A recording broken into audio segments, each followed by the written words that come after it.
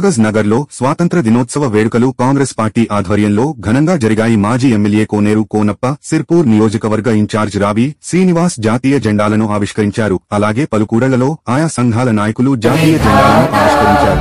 పంజాబ్ సింధ్ గుజరాత్ మరాఠా ద్రావిడ ఉత్కళ వంగా వింధ్య హిమాచల యమునా గంగా उच्चल जलधि तरंगा तव शुभ नामे जागे तव शुभ आशीष मांगे गाहे तव जय गाथा जन गण मंगलदायक जय हे भारत भाग्य विधाता जय हे जय हे जय हे जय जय जय जय हे।